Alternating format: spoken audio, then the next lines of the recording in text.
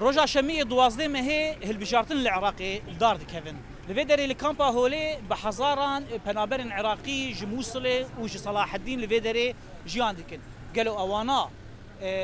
بهيستن نقول هالبجارتن شبابن جبرقو هات شوباندن تحاضري شي نبوي وصندوق نايشاندن ما خست ام ببرسن جي الفيدري كاغو قالوا او اقهدارن السرفان هالبجارتنان وشنريني وان درباري في كده.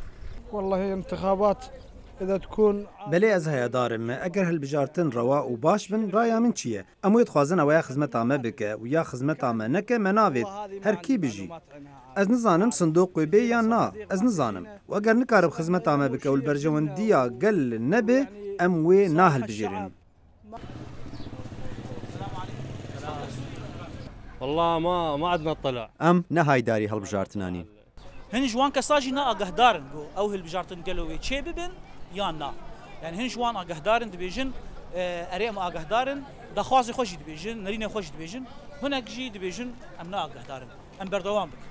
والله هم حكمهم مو عدل. حكمي وانا عادله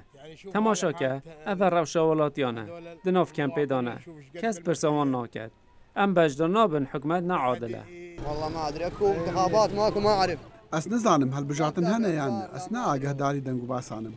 حكومتنا الروايه ام دنقي نادين. والله شنو رايي من الانتخابات؟ مودي بوچونو ما چبتن کسی که چبو من نکرش برینا حتی ام دنگ خوب بدین او چی بو او ام گهاندینا ویجهش بلی بربجیرو سوزتوانی درو ما کس ندید یکر خلکه بید ام دنگ خوب بدینه کس کرمنات او لسر کرسیو ام آواره بون متهجرين والله هجرونا من بيوتنا هم نفسهم الحكومه نفسهم هجرونا جونا حكومت بخو اما وركرين هادنا ما عربي نتاختن فارسي تاختن ايراني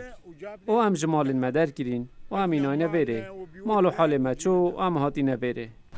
قوري ديار دبيجي هناك شوان نا اقهدارن و هالبجارتن شبابن وتهذي وان دوان هالبرد ودوان هالبجارتن قردار كبجي تننه دبيجن جو افشار سالن كوجبرن رافياينه وكسي